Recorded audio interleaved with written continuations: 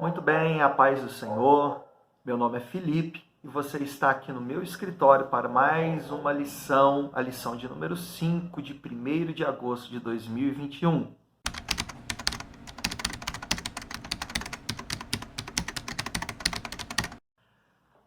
Hoje estudaremos sobre o reinado de Acasias. A nossa lição da CPAD, deixa eu pegar aqui, da nossa revista, que tem por tema o plano de Deus para Israel em meio à infidelidade da nação, as correções e os ensinamentos divinos no período dos reis de Israel. Muito bem, hoje estudaremos a lição de número 5, como falado, do dia 1º de agosto de 2021. Mas antes de tudo, não esqueça de deixar o seu like, se inscrever no canal, ativar as notificações, o que é muito importante para você estar recebendo todo o nosso aparato aí, sempre que tiver alguma coisa nova, você vai estar recebendo. Pois bem, na lição de hoje nós vamos falar sobre a idolatria e a infidelidade do rei Acasias, da coragem de Elias ao enfrentar um estado e onde as decisões de Acasias o levou. O ponto central da nossa lição nos diz: a infidelidade leva o nosso relacionamento com Deus à ruína. Ao longo dessa lição, nós estaremos aprendendo onde a infidelidade de Israel a conduziu, e também na lição de hoje, ao longo da revista, nós vamos entender onde a infidelidade de Israel o levou, e nessa lição nós vamos ver aonde a infidelidade do rei Acasias o conduziu. Muito bem, fique comigo então. Nós vamos seguir aqui os pontos da nossa revista de jovens e adultos da CPAD, mas é claro, os comentários são meus, nós estaremos trazendo algum conteúdo para você, professor, para você, aluno, para que você possa melhorar a sua aula, aprender um pouco mais, né, e se inteirar do assunto. Primeiro tópico, é um reinado marcado pela idolatria. Antes de nós falarmos desse reinado, é importante a gente fazer uma distinção entre esse rei Acasias e o outro rei Acasias que a Bíblia menciona. Como você já deve saber, nós estamos num ponto onde o reino do norte e o reino do sul estão separados, Israel está dividido e existem dois reis por nome de Acasias, porém, um está no sul e outro está no norte, em tempos diferentes, mas pode ser que o aluno ou o professor tenha alguma dificuldade nesse sentido. Então, o rei de Israel, o rei do norte, o rei Acasias, do qual trata a lição, é filho do mau rei Acabe com Jezabel, neto de Onri. O segundo rei de Judá, que é o rei do sul, que também tem nome de Acasias, ele é filho de Jeorão com Atalia. Essa Atalia, por sinal, queridos, também era filha de Acabe. E esse rei Acasias que nasce desse relacionamento, ele é sobrinho do rei Acasias do norte. Calma, não vamos confundir reino do norte, reino do sul, rei Acasias do norte, rei Acasias do sul, não tem nada a ver com a nossa história, tá bom? Apenas os nomes são iguais. Esse rei Acasias do norte está no final de primeiro livro dos reis, né? Uns 2 ou 3 versículos ali finais fala de Acasias, e o primeiro capítulo de 2º Reis trata desse Acasias no qual nós vamos estudar. O rei Acasias do sul vai tratar só lá no capítulo 8 de 2º Reis, mas nós não temos nada com ele nesse momento, tá bom? Então, achei por bem falar dessa diferença para que você não se confunda na aula de domingo. O primeiro ponto do primeiro tópico diz: o Deus de Acasias. E aqui é muito importante que você saiba ou que você relembre aquilo que já foi dito em outras aulas, que existem vários tipos de Baal. Baal, por sinal, que significa marido, senhor, né? E havia os Baalins, que eram várias formas de Baal. E Acasias, conforme vai nos ensinar a lição, venerava o deus chamado Baal-zebub, que era um deus da cidade de Ecrom. A Bíblia vai dizer que depois da queda, ou de uma queda pelas grades de um quarto do andar superior, Acasias adoeceu e mandou consultar Baal-zebub, deus em Ecrom, se viveria ou se morreria. Agora, quem é esse deus Baal-zebub? Trago aqui para os irmãos uma nota do comentário histórico-cultural da Bíblia do Antigo Testamento sobre Baal-zebub. Vai estar ali referido o seguinte, abro aspas, esse nome tem sido tradicionalmente considerado uma corruptela intencional de Baal-zebub, chefe Baal, identificado na literatura ugarítica como o senhor do mundo inferior. Isso explica a forma grega usada em Mateus 10, 25 e 12, 24. Em outras passagens do Novo Testamento, aparece a forma Beuzebu, e o título é atribuído a Satanás. Zebub significa moscas. No caso de ser um título elogioso, talvez indique a habilidade de afastar moscas transmissoras de doenças e infecções. Então, Baal-zebub pode ser considerado o senhor das moscas.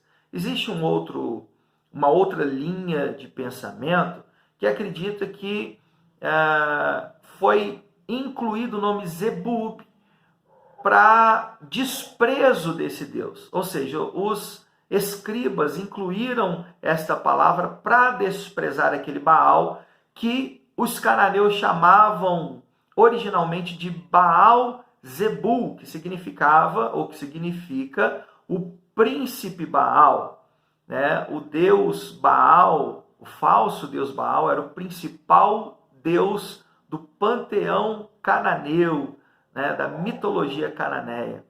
Então, Baal-zebul seria o príncipe dos Baals, né? O Baal príncipe, o Baal principal, mas que talvez os escribas tenham incluído Baal-zebub para tirar uma onda, para humilhar ali mesmo, né? Chamando de Senhor da Mosca, o Senhor das Moscas. Seja como for, o fato é que esse é um falso Deus que foi venerado pelo mau rei do norte, Acasias. Aplicação para a sua vida.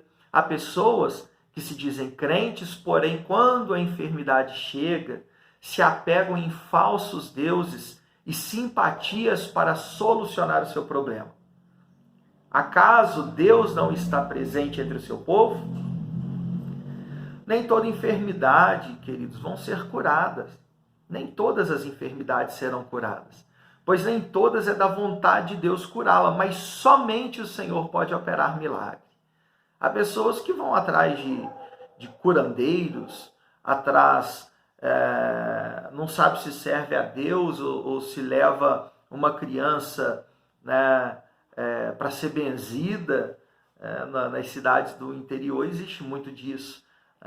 Mas nós sabemos e nós temos convicção que o único Deus que pode operar milagre é o Deus da igreja, é o Senhor Yahvé, né?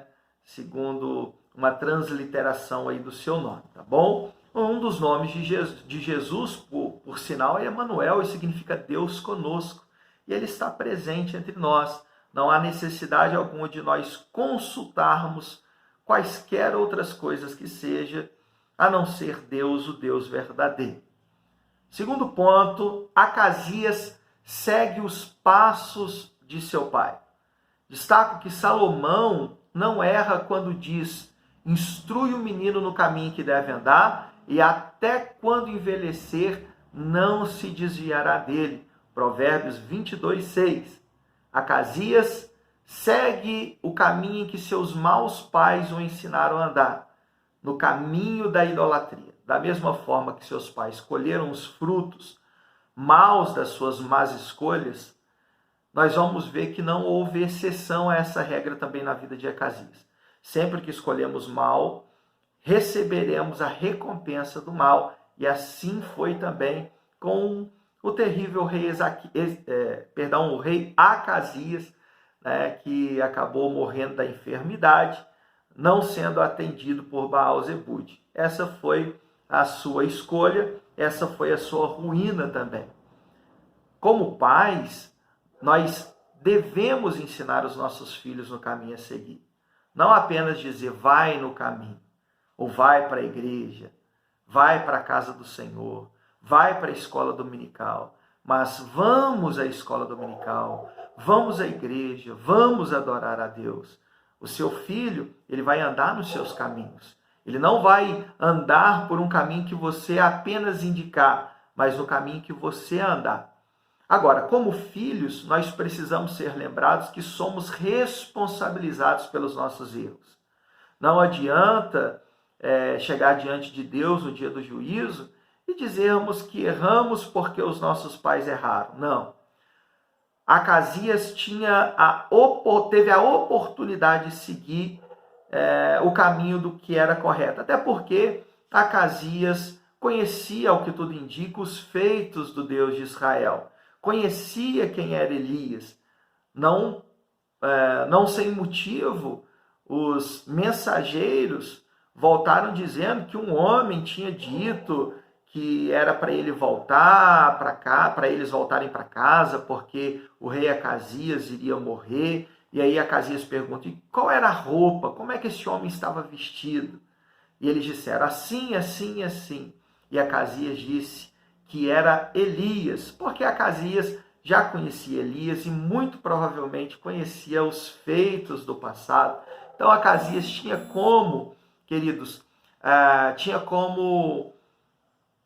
caminhar no caminho correto, tá certo? Então não é desculpa para que o filho ande no caminho do pai. Não é porque seu pai adulterou que você vai adulterar, nem porque seu pai vive na idolatria que você vai viver. A gente pode usar como exemplo o rei Ezequias de Judá, que mesmo tendo pais ruins, se espelhou no exemplo de Davi. Outro ponto importante, queridos, nunca é tarde para se arrepender do seu modo de viver. Se você andou errado até hoje, você pode consertar. Lembre-se do ladrão na cruz, ele andou por caminhos ruins que levaram ele para a cruz merecidamente, ao contrário de Jesus que estava ali por nosso pecado. Mas ele arrependeu-se do seu pecado e Jesus disse, hoje mesmo estará comigo no paraíso. Então, nunca é tarde para se arrepender dos seus pecados. O reinado de Acasias foi marcado pela idolatria e a idolatria o levou para o caminho da morte. Vejamos o segundo tópico, que diz que Elias desafia a adoração a Baal. Primeiro, destacamos aqui no primeiro subtópico, a corajosa intervenção de Elias.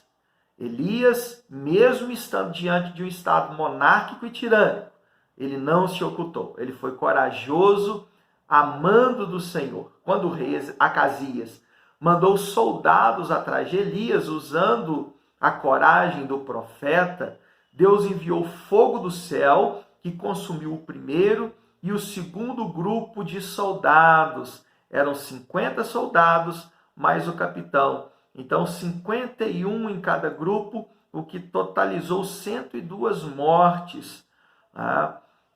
Ali quando Elias interviu ali, buscando fazer a vontade do Senhor. Agora chama-nos a atenção.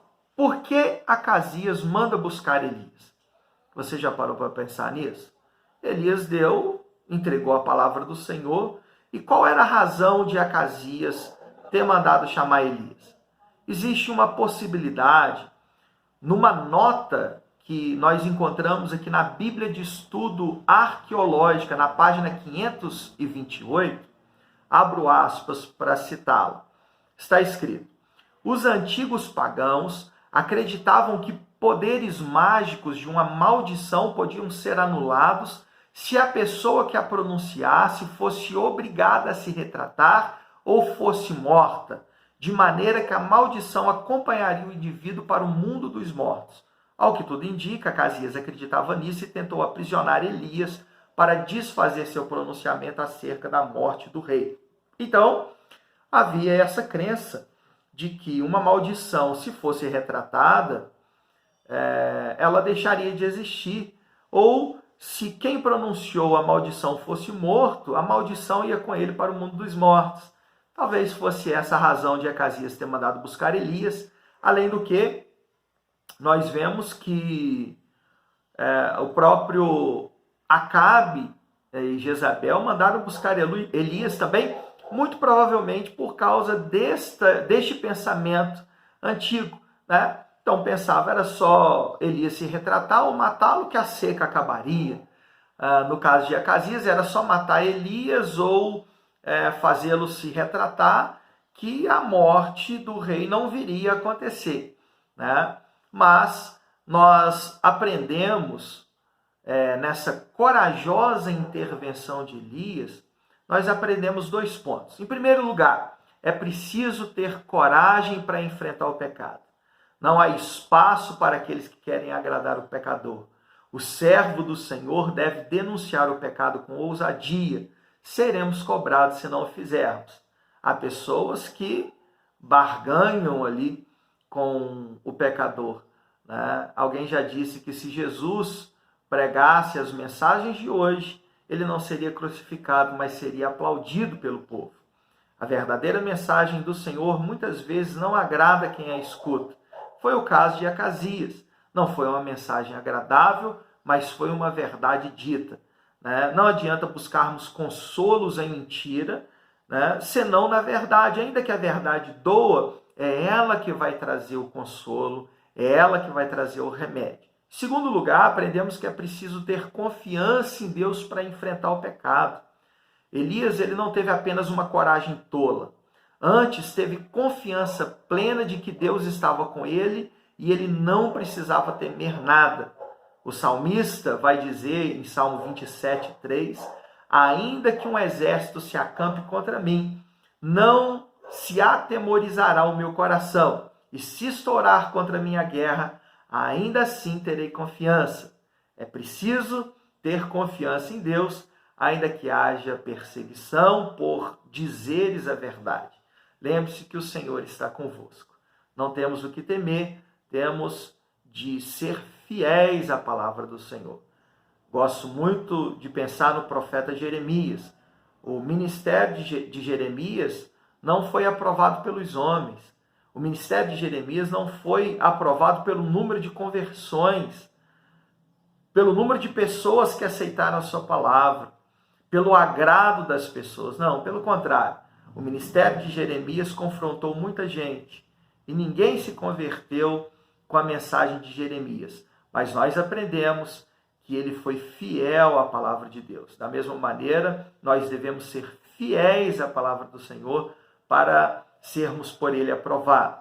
Segundo ponto, diz a resposta de Elias aos soldados do rei. Aqui nós encontramos 2 respostas severas e uma resposta branda. Quando Acasias envia mensageiros a Ecrom para consultar Baal-Zebude, o Senhor, por meio de Elias, interveio, dizendo, será que não há Deus em Israel para que vocês estejam indo consultar Baal-Zebude, Deus de Ecrom? E profetizou a morte do rei, dizendo, por isso, assim diz o Senhor, da cama em que está deitado você não sairá mais, você certamente morrerá. Primeiro livro dos Reis, capítulo 1, versículos 3 e 4. Diante da resposta de Elias, o rei, ao saber que era o antigo perturbador de Israel, entre aspas, né? Assim Acabe o chamou, o culpado na imaginação do rei Acasias, Elias era o culpado por tal sentença, então Acasias manda que soldados busquem Elias.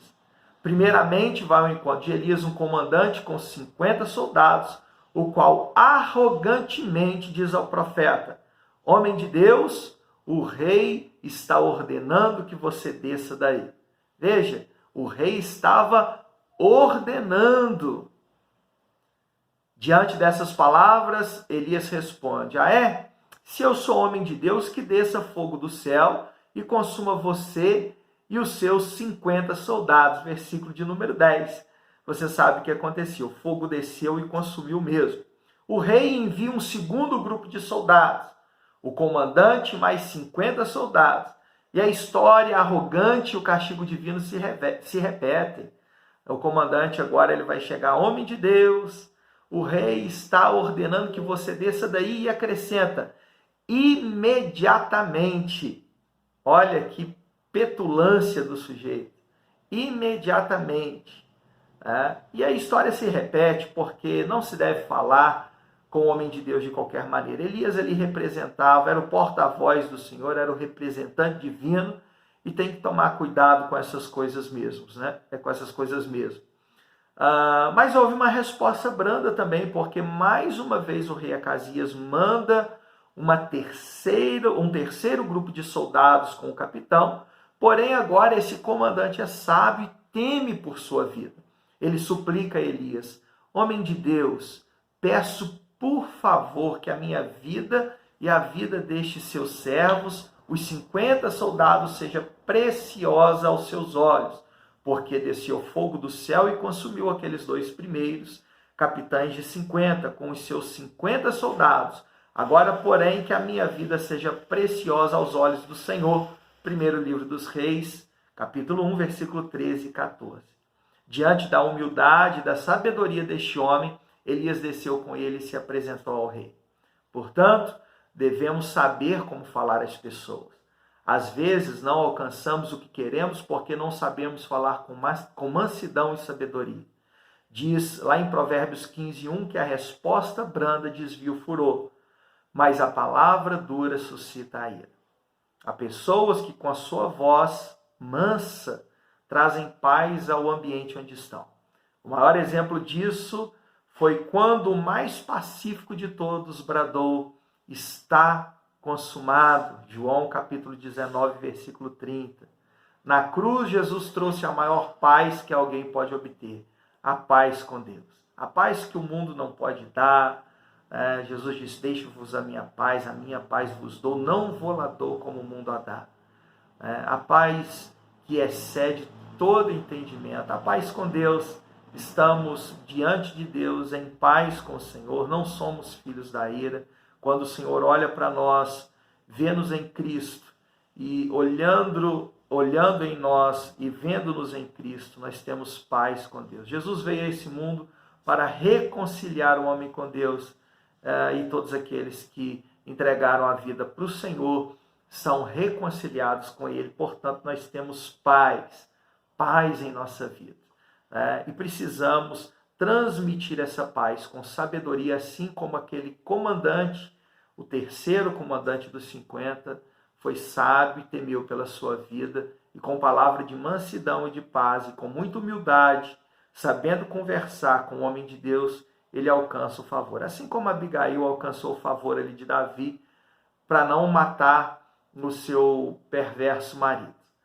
Terceiro ponto, um ministério de fogo. Conforme nós já ressaltamos na lição passada, o ministério de Elias é um ministério marcado pelo fogo. Se não, vejamos, no Carmelo desceu o fogo do céu e consumiu todo o holocausto. Na caverna, Deus faz passar um fogo diante de Elias. Por 2 vezes nesse episódio que estamos estudando, fogo desce do céu para consumir os soldados de Acasias. E quando de seu arrebatamento, foram vistos cavalos e carruagem de fogo. A semelhança de Elias, a vida do crente também, ela é marcada pelo fogo. Lá em Atos, capítulo 2, está escrito que línguas como que de fogo desceram sobre os 120 irmãos no dia de Pentecostes, e esse fogo santo continua a descer até hoje. Paulo compara o Espírito Santo a um fogo ao dizer: não apaguem o espírito. 1 aos Tessalonicenses 5,19. O amor a Jesus deve ser como um fogo que arde dentro de nós. O nosso ministério também deve ser marcado pelo fogo. Portanto, nós podemos ver e contrastar a idolatria de Acasias. Agora vemos o desafio, a coragem do profeta Elias. E por fim, agora vamos falar no terceiro tópico, onde foi que a idolatria conduziu a Acasias. Terceiro tópico, a doença de Acasias e a sua morte. Primeiro ponto, o julgamento do Senhor contra Acasias. Vejamos a apostasia desse terrível rei. Apostatar-se da fé significa abandonar a Deus. Acasias, ele foi um apóstata. Se não, vejamos. Primeiro, ele sabia dos milagres que o Senhor realizou no passado. Segundo, ele viu o que Deus fez com seus soldados. Terceiro, ele testemunhou como Deus interrompeu os mensageiros a caminho de Ecrom, mostrando superior. Ele disse aos mensageiros para irem atrás de Baal-zebub, e Deus envia Elias ali intervindo, mesmo sem ter dito nada a Elias sabia o que o rei tinha dito aos mensageiros. Então, Acasias não era alguém que desconhecia a palavra do Senhor, ele não era um ignorante, ele conhecia os fatos. Ele tinha a condição de entender que o Senhor é o verdadeiro Deus. Mesmo assim, ele apostatou-se da fé, ele desviou-se do caminho do Senhor, ele disse não ao arrependimento, ele não quis se arrepender dos seus pecados, e por isso ele foi morto, né? Ele foi prejudicado por conta dos seus próprios caminhos que ele decidiu seguir. A apostasia, queridos, é um pecado que conduz à morte eterna. Podemos falar em morte física, que, por sinal, levou Acasias também à morte física, que é quando a nossa alma ela se separa do nosso corpo, o corpo vai para a terra, o espírito volta para Deus. Nós podemos falar em morte espiritual, que é quando a pessoa está desviada de Deus, mas ainda está viva fisicamente e ainda existe a esperança de voltar para Deus. Existe a morte eterna, que é quando o ser humano é lançado no inferno. E aí ele está eternamente separado do Senhor. Ao endurecer o coração contra as advertências de Deus, ao não confessar o pecado e se arrepender dele, o Senhor deixa o homem caminhar com as suas próprias pernas. Dessa maneira, o homem está perdido eternamente. Paulo diz que o homem está morto em seus pecados, lá na carta aos Efésios. Ora, um morto pode ressuscitar se não houver um milagre? Por esse motivo, a apostasia é um pecado imperdoável, porque sem Deus não podemos chegar ao céu, sem Deus não podemos ser salvos. Quando nós dizemos não a Deus, não queremos de forma alguma, nós seremos condenados por isso. Mas que Deus nos livre de tal loucura, não só hoje, mas para todo sempre. Segundo ponto, a determinação de Elias e a morte do rei. Elias mantém-se fiel mesmo diante da pressão. Veja, destaco a firme palavra de Elias. Quando ele interrompeu os mensageiros do rei que buscavam resposta de Baal-zebub, o profeta do Senhor disse: da cama em que está deitado você não sairá mais, você certamente morrerá. Versículo 4. Conforme observamos, após ser convocado à presença do rei, Elias ele não cedeu à pressão de proferir palavras agradáveis ao rei. A palavra ainda continuou a mesma.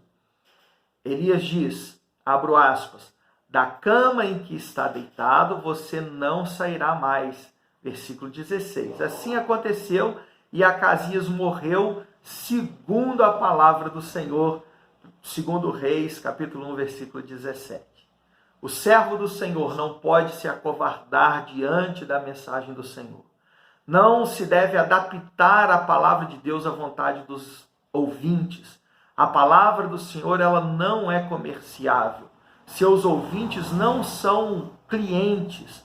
E o púlpito não é um balcão de negócios. Por este motivo, nós não podemos adaptar a palavra do Senhor. Não podemos moldá-la para agradar o ouvinte. Muito pelo contrário, devemos ser firmes em nossas convicções, naquilo que o Senhor proferiu e no entendimento da palavra de Deus, não podemos recuar 1 centímetro sequer.